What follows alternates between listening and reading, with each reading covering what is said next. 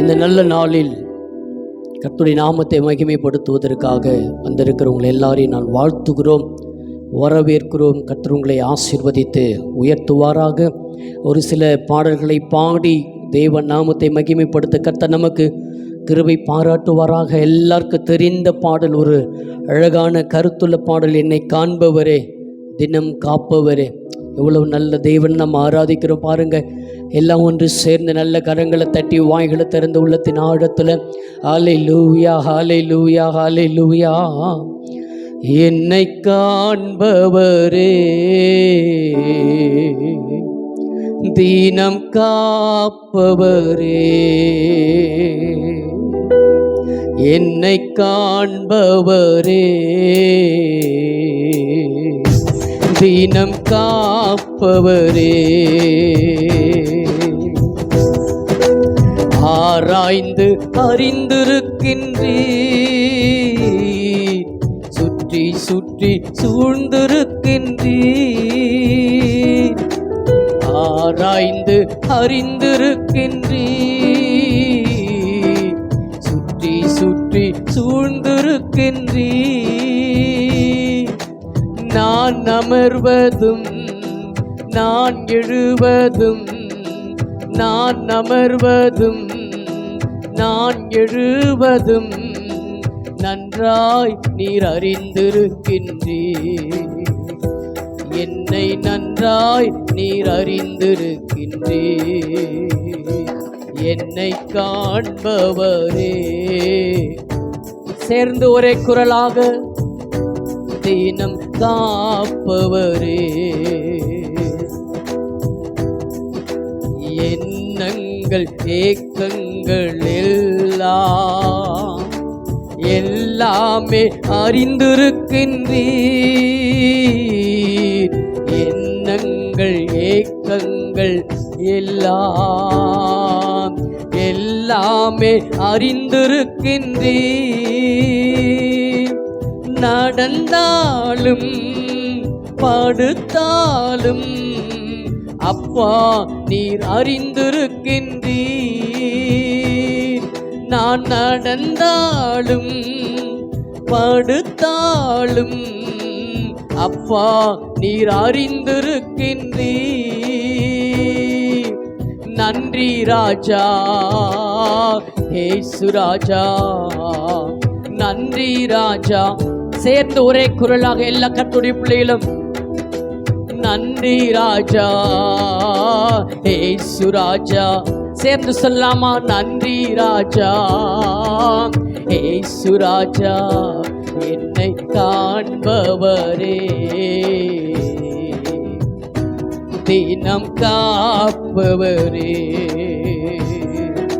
Thank you அப்பா, என்னை காண்கிற தெய்வமே உமக்கு நன்றி அப்பா. ஓ ஆராய்ந்து அறிந்திருக்கின்றீர், சுற்றி சுற்றி சூழ்ந்திருக்கின்றீர். ஆராய்ந்து அறிந்திருக்கின்றீர், சுற்றி சுற்றி சூழ்ந்திருக்கின்றீர்.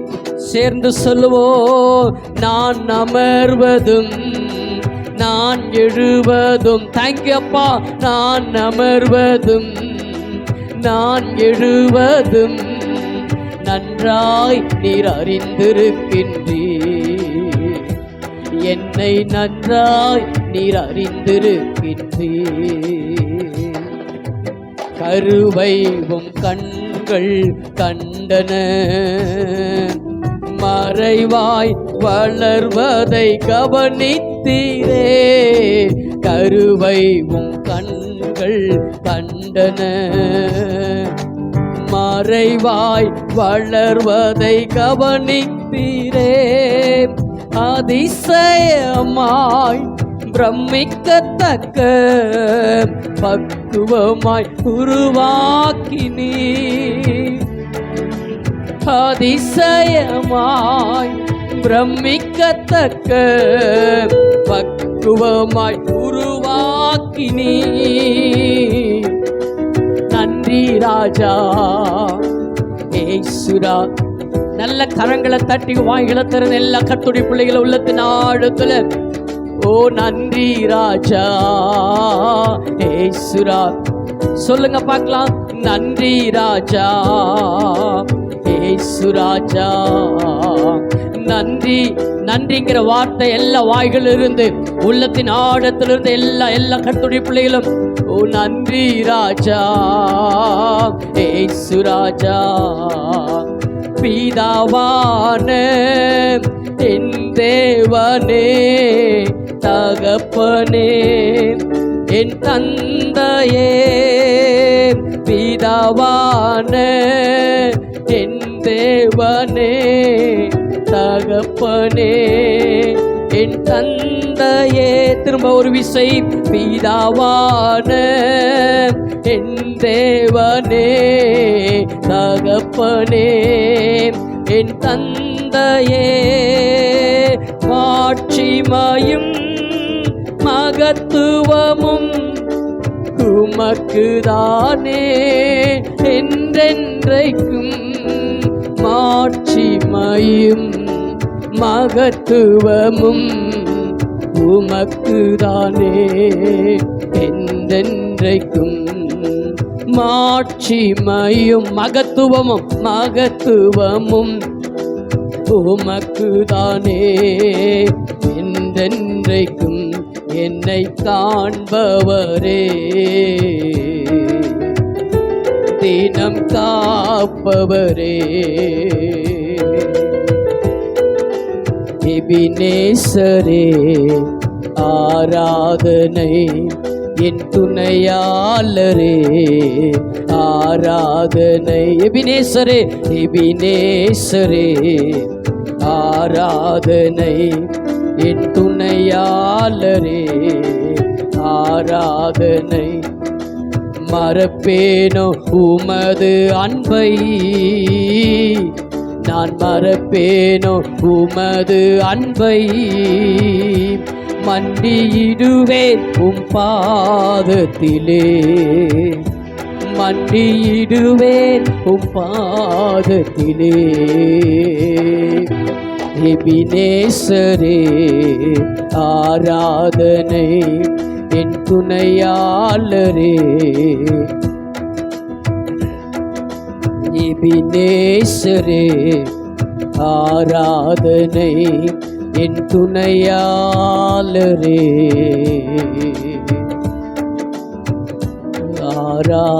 ஆராதனை.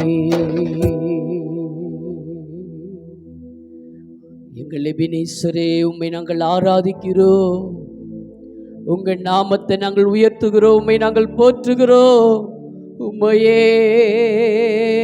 நாங்கள் வணங்குகிறோம். நன்றி அப்பா, நன்றி ஆண்டவரே, நன்றி ஆண்டவரே, நன்றி அப்பா. அவமானம் அடைவதில்லை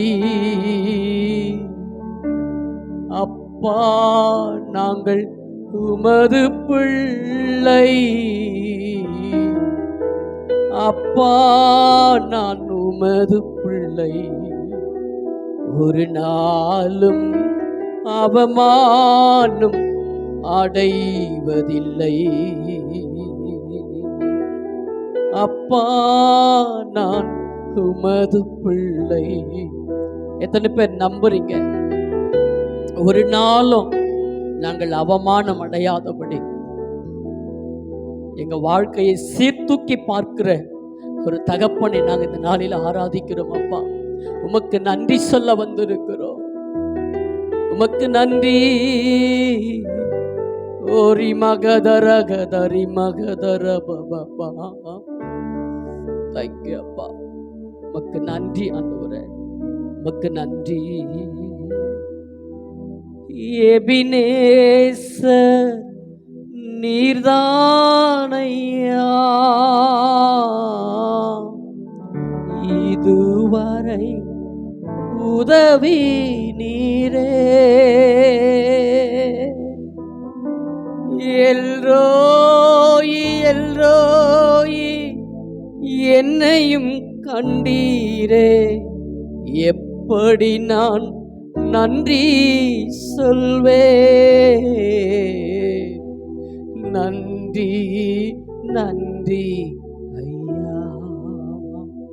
எல்லா கர்த்தருடைய பிள்ளைகளும் உங்க இருதயத்துல 2 கரங்களை வைத்து உள்ளத்தின் ஆழத்தில் இருந்து இன்றைக்கு அப்பாவை பார்த்து நன்றி சொல்லலாமா? எத்தனை பேர் நன்றி சொல்ல வந்து இருக்கிறீங்க? நன்றி நன்றி ஐயா, கோடி கோடி நன்றி ஐயா. திரும்ப ஒரு விசை, நன்றி நன்றி ஐயா, கோடி கோடி நன்றி ஐயா. தேங்க்யூ அப்பா. உமக்கு கோடி கோடியான நன்றிகளை இந்த நாளிலே நாங்கள் ஏறெடுக்கிறோம். தொடர்ந்து எங்களோடு கூட இருங்க, ஆசீர்வதிங்க. இயேசுவின் நாமத்தில் பிதாவே, ஆமென், ஆமென், ஆமென். கர்த்தர் நல்லவர், அவர் மாறாத நல்ல தகப்பனாக இருக்கிறார்.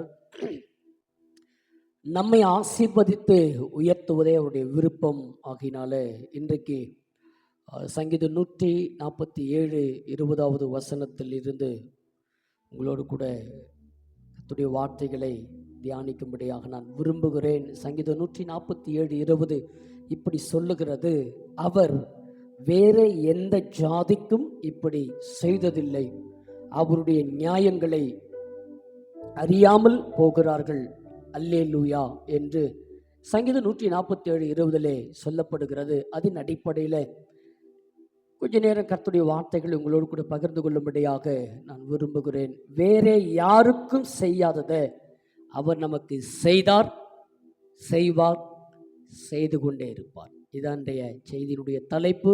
கவனிக்கணும் கர்த்தருடைய பிள்ளைங்க, வேற யாருக்கும் செய்யாததை அவர் நமக்கு செய்தார், செய்கிறார், செய்து கொண்டே இருப்பார். எத்தனை பேர் ஆமென் சொல்றீங்க? நேற்று, இன்று, நாளை, எல்லா நேரமும் எல்லா நிலைகளிலும் நாம் ஆராதிக்கிற நம்முடைய ஆண்டவர் நமக்கு செய்வதைப் போல இந்த உலகத்தில் வேற யாருக்கும் செய்வாரா அப்படிங்கிறது ஒரு பெரிய கேள்விக்குறியோடு கூட இந்த செய்தியை உங்கள் மத்தியில் நான் வைக்க விரும்புகிறேன். கவனிக்கணும். சரி, என்னதான் அவர் செய்வார்? அவர் என்னதான் செய்தார்? கவனிக்கிறீங்களா? என்னதான் செய்வார், என்னதான் செய்தார்? இது அதிகாரம் மன்னிக்கணும், சங்கீதம் 147 15 16 இப்படி நம்ம வாசிக்கிறோம். அவர் தமது வார்த்தையை பூமியிலே அனுப்புகிறார், அவருடைய சொல் மகா தீவிரமாய் செல்லுகிறது.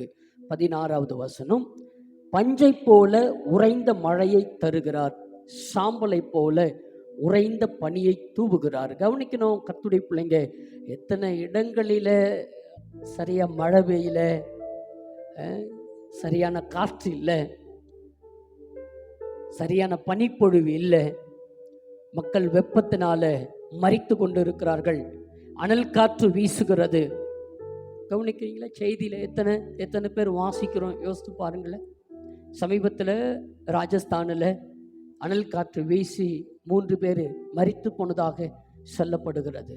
ஆனால் கர்த்தர் சொல்லுகிறார் பாருங்க, அவர் நமக்கு என்ன செய்தார், என்ன செய்வார்னு கேட்டீங்கன்னா, ஏற்ற காலத்தில் ஏற்ற நேரத்தில் மழையையும் பனியையும் நமக்கு பொழிய செய்கிற ஒரு நல்ல தேவனை இந்த நாட்களிலே நாம் ஆராதித்து கொண்டு இருக்கிறோம். கவனிக்கிறீங்க? இது இது இது ஒரு சிம்பிளான விஷயமா நீங்க கருதாதீங்க. மழை பொழிவுங்கிறது சாதாரணமானது அல்ல. விவசாயம் பண்றவங்களுக்கு மட்டும்தான் தெரியும் அந்த மழை பொழிவு குறித்து. இன்னும் சொல்ல போனா, சரியான மோட்டார் வசதி இல்லாத, பம்பு செட்டுகள் இல்லாத எத்தனையோ பேர் விவசாயம் செய்கிறார்கள். வானம் பார்த்த பூமி என்று சொல்லுவாங்க. எப்பொழுது மழை பெய்கிறதோ அப்பொழுதுதான் அவங்க விளைச்சலை விளைவிப்பார்கள். அவங்களுக்கு மட்டும்தாங்க தெரியும் மழையினுடைய அருமை என்னங்கிறது. மற்றவங்களுக்கெல்லாம் மழையை குறித்து தான் அருமை தெரியாது. நான் கர்த்தர் சொல்லுகிறார், ஏற்ற காலத்தில் மழையையும் பனியையும் நமக்கு பொழிய பண்ணுகிற ஒரு நல்ல தேவனாக அவர் இருக்கிறார். அதோடு கூட இல்லை, உங்களை என்னை ஆண்டவர் இந்த நாட்களில் உயிரோடு வச்சிருக்கிறார் பாருங்களேன். இல்லை, யோசித்து பாருங்க. கொரோனா நாட்களில் எத்தனை கோடி மக்கள் இந்த தேசத்தில் மரித்து போய்விட்டார்கள். அதில் இன்றைக்கு நீங்களே நான் உயிரோடு கூட இருக்கிறோமே. மரித்தவர்கள் எல்லாம் பாவிகளா? இல்லையே. எத்தனையோ நீதிமான்கள் மரித்து போய்விட்டார்களே, எத்தனையோ நல்லவர்கள் மரித்து போய்விட்டார்களே. எத்தனையோ பரிசுத்தவான்கள் மரித்து போயிருக்கிறார்கள். ஆனா ஏதோ ஒரு சின்ன இரக்கம், ஒரு சின்ன கிருபை நம்ம தலைமையில கர்த்தர் வைத்து இந்த 2026வது ஆண்டையும் காண கர்த்தர் நமக்கு கிருபை செய்திருக்கிறாரு. இந்த ஆண்டவர் எவ்வளவு நல்லவர் என்பதை நாம் சிந்திச்சு பார்க்கணும், கவனிக்கணும். 13வது வசனம் இப்படி சொல்லுகிறது, அவர் உன் வாசல்களின் தாழ்பால்களை பலப்படுத்தி உன்னிடத்தில் உள்ள உன் பிள்ளைகளை ஆசீர்வதிக்கிறார். எவ்வளவு நல்ல தெய்வம் பார்த்தீங்களா? உன்னிடத்தில் உள்ள உன் பிள்ளைகளை ஆசீர்வதிக்கிறார். நம்மள மாத்திரம் இல்லை, நமக்கு இருக்கிற பிள்ளைகளையும் கர்த்தர் ஆசீர்வதிக்கிறாராம். எவ்வளவு நல்ல தேவனை நாம் இந்த நாட்களில் ஆராதித்து கொண்டு கொஞ்சம் சிந்திச்சு பாருங்க. சரி, நம்ம வாசலை எப்படி பலப்படுத்துவார்? நம்ம பாதுகாப்பா இருக்கணும், இருந்தால் தானே வாசல் பலப்படுத்த முடியும். வாசல் பலப்படுத்தப்பட்டாதான் நாம் பாதுகாப்பா இருக்க முடியும். இல்லை, எல்லா சூழ்நிலைகளிலும் நெருக்கம் வரும்போது, நிந்தை வரும்போது, அவமானம் வரும்போது, பெருங்காற்று வரும்போது, அவமானம் வரும்போது, கஷ்டம் வரும்போது, ஏன் இந்த உலகத்தில் நம்ம உயிர் வாழுகிறோம், மறிச்சிட்டா நல்லா இருக்குமே அப்படி நினைத்த காலங்கள் இருக்குல்ல. அப்படிப்பட்ட காலங்களில் தான் கர்த்தர் நம்மளை பார்த்து சொல்லுகிறார், உன் வாசல்களை நான் பலப்படுத்துவேன். வாசல் என்ன? வேத வசனம் நம்ம கழகை இந்த நாட்களில் கற்றுக் கொடுக்கிறது. சங்கீதம் 24:7 வசனத்திலே நாம் வாசிக்கிறோம். சங்கீதம் 24:7 வசனம், வாசல்களே உங்கள் தலைகளை உயர்த்துங்கள், அநாதி கதவுகளே உயருங்கள், மகிமையின் ராஜா உட்பிரவேசிப்பார். கவனிக்கணும், வாசல் என்பது கர்த்தர் உள்ளே பிரவேசிக்கக்கூடிய ஒரு வழி. நம்ம வாழ்க்கையில் இருக்கிற வாசல் வழியாக இயேசு பிரவேசிக்கணும். நம்ம ஆராதிக்கிற தெய்வம் நமக்கு உள்ள பிரவேசிக்கணும். அதுக்கு தான் வாசலை பலப்படுத்தணும். கர்த்தர் பலப்படுத்த வல்லவராக இருக்கிறார். அவர் நம்ம இந்த வாசல் வழியாக உள்ள போக அவர் விரும்புகிறார். வாசல்னா என்ன? நான் தான் என் வாசல், நம்ம தான் வாசல். இந்த வாசல் வழியாக தான் கிறிஸ்துவை அறியாத மக்களுக்கு இயேசு கடந்து போக வேண்டும் என்று அவர் விரும்புகிறார். என்னை கேட்டுக்கொண்டிருக்கிற கர்த்தருடைய பிள்ளையே, வேத வசனம் இன்றைக்கு நமக்கு அழகை கற்றுக் கொடுக்கிறது. இந்த வாசல் மேல என்ன இருக்கணும்? யாத்திராகம புஸ்தகம் 12வது அதிகாரம். இந்த வாசல் மேல என்ன இருக்கணும்? ஏதோ வச்சுக்கிறாங்க இன்னைக்கு, இல்லை, வாசல் மேல எதையோ வைத்துக் கொள்ளுகிறார்கள். ஆனால் வேத வசனம் நமக்கு என்ன கற்றுக் கொடுக்கிறது? யாத்திராகம புஸ்தகம் 12வது அதிகாரம் 22வது வசனத்தை நம்ம வாசிக்க கேட்கலாம். ஈசோப்பு கொழுந்துகளில் கொத்தை எடுத்து கிண்ணியில் இருக்கும் இரத்தத்திலே தோய்த்து அதில் இருக்கும் அந்த இரத்தத்தை வாசல் நிலைக்கால்கள் மேற்சட்டத்திலும் வாசலின் நிலைக்கால்கள் இரண்டிலும் தெளியுங்கள். விடியற்காலம் வரைக்கும் உங்களில் ஒருவரும் வீட்டு வாசலை விட்டு புறப்பட வேண்டாம். கவனிக்கணும் கர்த்தருடைய பிள்ளைங்க, வாசல்ல என்ன இருக்கணும் அப்படின்னு கேட்டீங்கன்னா, வாசல்ல கிறிஸ்துவின் ரத்தம் இருக்கணும். கிறிஸ்துவின் ரத்தம் எந்த வாசல் இருக்குதோ அந்த வாசல் பாதுகாக்கப்பட்ட வாசலா இருக்கும். இங்க வாசல்ல எதையோ நம்ம மாட்டி வைக்கிறோம், இல்ல, எதையோ மாட்டி வைக்கிறோம், எதையோ பூசுகிறோம், எதையோ செய்கிறோம். ஆனால் வேத வசனம் நமக்கு என்ன கற்றுக் கொடுக்கிறதுனா, நான் தான் வாசல். இந்த வாசல்ல இயேசு உள்ள பிரவேசிக்கணும்னா, இந்த வாசல் வழியாக இயேசு உள்ள கடந்து போக வேண்டுமானால், கவனிக்கணும் கர்த்தருடைய பிள்ளைங்க, இந்த வாசல் மேல இயேசு கிறிஸ்துவின் ரத்தம் இருக்கணும். இயேசு கிறிஸ்துவின் ரத்தம் இருக்கணும். என்றைக்கு இயேசு கிறிஸ்துவின் ரத்தம் இந்த வாசலுக்குள்ள இருக்குதோ, அன்னைக்கு தான் வாழ்க்கை ஆசீர்வாதமாக நன்மையாக மாறும். யோவான் எழுதிய சுவிசேஷ புஸ்தகம் 10வது அதிகாரம் 7வது 9வது வசனத்தை நம்ம வாசிக்கலாம். ஆதலால் இயேசு மறுபடியும் அவர்களை நோக்கி, நானே ஆடுகளுக்கு வாசல் என்று மெய்யாகவே உங்களுக்கு சொல்லுகிறேன். 10வது வசனத்துல, மன்னிக்கணும், 9வது வசனத்துல, நானே வாசல், என் வழியாய் ஒருவன் உட்பிரவேசித்தால் அவன் ரட்சிக்கப்படுவான், அவன் உள்ளும் புறம்பும் சென்று மேய்ச்சலை கண்டடைவான். கவனிக்கிறீங்களா? கவனிங்க, வாசலா இருக்கிற நமக்கு ஒரு பெரிய வாசலாக, ஒரு திறந்த வாசலாக கிறிஸ்து இருக்கிறார். அந்த வாசலுக்கு உள்ளே போகிற பொழுது, அந்த வாசலுக்குள்ளே கடந்து போகிற பொழுது, அந்த வாசலை நம்ம அனுசரிக்கும் போது, அந்த வாசலை நம்ம பூஜிக்கிற பொழுது, நிச்சயம் நம்முடைய வாழ்க்கையில ஒரு உச்சிதமான ஆசீர்வாதத்தை, ஒரு உயர்ந்த ஆசீர்வாதத்தை நமக்கு தேவன் கொடுக்க அவர் வல்லவராயிருக்கிறார். என்னை கேட்டுக்கொண்டு இருக்கிற கர்த்தருடைய பிள்ளையே, சரி, அந்த வாசலுக்குள்ள பிரவேசிக்கணும் அப்படின்னா நாம் என்ன பண்ணணும்? ஒரு 4 காரியத்தை மாத்திரம் வேகமாக உங்கள் மத்தியில் நான் வைக்கும்படியாக நான் விரும்புகிறேன். வேத வசனம் நமக்கு அழகாக இந்த நாட்களிலே கற்றுக் கொடுக்கிறது. கவனிக்கணும் கர்த்தருடைய பிள்ளைங்க, அந்த வாசல் வழியா உள்ள போகணும் அப்படின்னா என்ன செய்யணும்? 4 காரியத்தை வேகமாக இன்றைக்கு நாம் தியானிக்க கர்த்தர் நமக்கு கிருபை பாராட்டுவாராக. மீண்டும் சங்கீதம் 147 1வது வசனத்தை வாசிக்கலாம். கர்த்தரை துதிங்கள், நம்முடைய தேவனை கீர்த்தனம் பண்ணுகிறது நல்லது, துதித்தலே இன்பமும் ஏற்றதுமாய் இருக்கிறது. 7வது வசனம், கர்த்தரை துதியுடன் பாடி கொண்டாடுங்கள், நம்முடைய தேவனை சுரமண்டலத்தால் கீர்த்தனம் பண்ணுங்கள். கவனிக்கிறீங்களா? கவனிக்கணும் கர்த்தருடைய பிள்ளைங்க. இதில் 7, 8, 9 இந்த வசனங்கள் எல்லாம் வாசித்தா வேத வசனம் என்ன சொல்லுகிறதுனா, கவனிக்கணும், கிறிஸ்து என்கிற பெரிய வாசலுக்குள்ள இந்த சிறிய வாசல்கள் உட்பிரவேசிக்க வேண்டுமானால் இந்த வாசலுக்குள்ள கர்த்தரை என்ன எதிர்பார்க்கிறார் அப்படின்னு கேட்டீங்கன்னா, கர்த்தரை துதிக்கிற அனுபவத்தை இந்த வாசலுக்குள்ளே கர்த்தர் எதிர்பார்க்கிறார். வாசலுக்குள்ள போகணும் சாதாரணமாக போயிட முடியாது, சாதாரணமாக உட்பிரவேசிக்க முடியாது. கர்த்தரை துதிக்கணும் இல்லை? எதையோ துதிக்கிறோம், யாரையோ துதிக்கிறோம். ஒரு 10,000 ரூபாய் யாராவது நமக்கு கொடுத்துட்டாங்கன்னா என்னமா துதிப்பாடுறோம்ல அவங்கள இல்லை? அவர் வல்லவருங்க, நல்லவருங்க, போதுமானவருங்க, எப்படி துதிக்கிறோம்ல? நான் ஒரு முறை ஒரு திருமணத்துக்கு போயிருந்தேன். நம்ம சபைக்கு வரக்கூடிய 2 பிள்ளைங்க, அவங்களோடு கூட நான் அந்த திருமண நிகழ்ச்சிக்கு போயிருந்தேன். என்னுடைய வலதுபுறத்தில் இடதுபுறத்தில் ஒருவரும் வலதுபுறத்தில் ஒருவரும் உட்கார்ந்தாங்க, நான் நடுவில் உட்கார்ந்துருந்தேன். அந்த மணப்பெண்ணுடைய அம்மா என்னிடத்துல ஓடி வந்தாங்க. அங்கே மேடையிலிருந்து நாங்கள் பின்புறத்தில் மண்டபத்தில் ரொம்ப பின்னாடி அமர்ந்திருந்தோம்.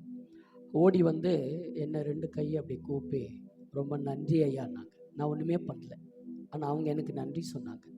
சொல்லிட்டு இவங்க 2 பேர் இல்லைன்னா என் பொண்ணுக்கு கல்யாணமே ஆயிருக்காதுன்னாங்க.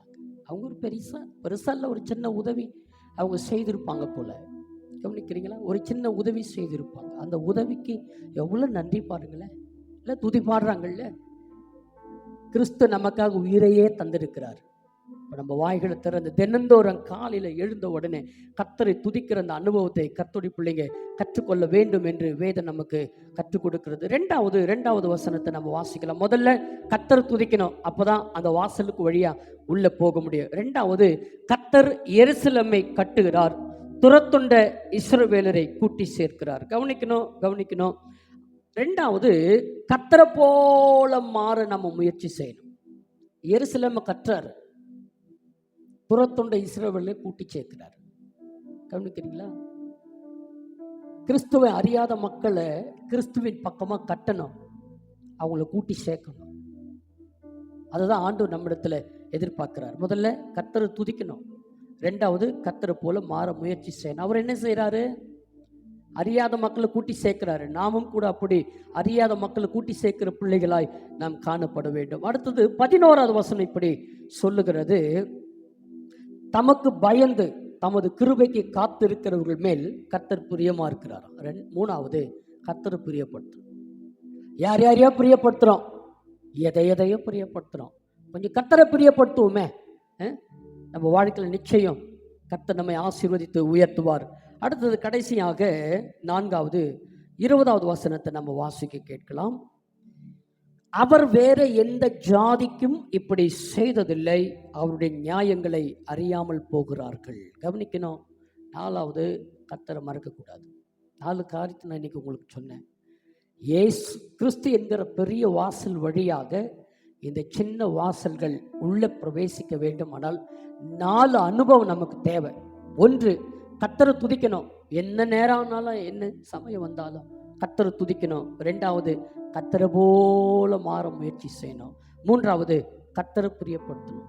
உலகத்தில் கர்த்தரை தவிர வேற யாரையும், கவனிக்கிறீங்களா? கணவன் மனைவி பிரியப்படுத்த முடியும் நினைக்கிறீங்களா?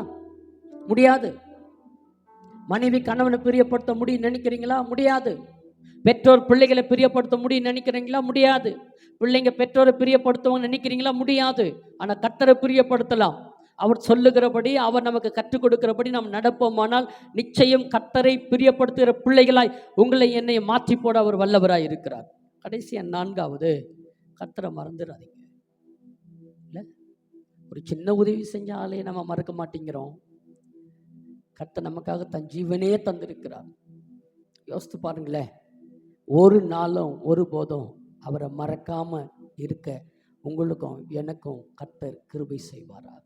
ஏன்னா வேற யாருக்கும் செய்யாததை உங்களுக்காக எனக்காக கர்த்தர் செய்திருக்கிறார். வேற யாருக்கும் செய்யாததை நமக்கென்று கர்த்தர் செய்திருக்கிறார். ஸோ அந்த வாசல் வழியாக உட்பிரவேசிப்போம். உன்னதமான தேவனை மகிமைப்படுத்துவோம். நீரே கர்த்தர், நீரே கர்த்தர், நீரே கர்த்தர், நீரே பரிசுத்தர், நீரே பரிசுத்தர் என்று அவர் நாமத்தை மாத்திரம் உயர்த்துவோம். கர்த்தர் நமக்கு நிச்சயம் நம்முடைய தேவைகள் அத்தனை சந்தித்து நம்மை ஆசீர்வதித்து உயர்த்துவாராக. ஒவ்வொரு நாளும், கடைசியாக ஒன்று நான் சொல்லி முடிக்கிற ஆசைப்படுறேன். ஒவ்வொரு நாளும் தினந்தோறும் காலையில் எழுந்த உடனே அவரை துதிங்க. ஒரு 10 நிமிஷம் அவரை துதிங்க. வேற எதை குறித்து யோசிக்க வேண்டாம். காலையில் எழுந்திரிச்ச உடனே அங்கே ஓடணும், இங்கே ஓடணும், அந்த வேலை செய்யணும், இந்த வேலை, எதையும் யோசிக்காம ஒரு 10-15 நிமிஷம் கர்த்தரை மட்டும் துதிச்சு பாருங்களேன். துதி எங்கே உண்டோ அங்கே விடுதலை உண்டு. துதிகளின் மத்தியில் கர்த்தர் வாசம் பண்ணுகிறார். நீங்கள் அதிகாலையில் எழும்பி கர்த்தரை துதிக்க துதிக்க துதிக்க அந்த துதி உங்கள் வாழ்க்கை உயர்த்தும். ஸோ துதியுங்கள், கர்த்தருடைய நாமத்தை உயர்த்துங்கள். கர்த்தர் உங்களோடு கூட இருந்து உங்களை ஆசீர்வதித்து உயர்த்துவாராக. ஆமென், ஆமென், ஆமென், ஆமென்.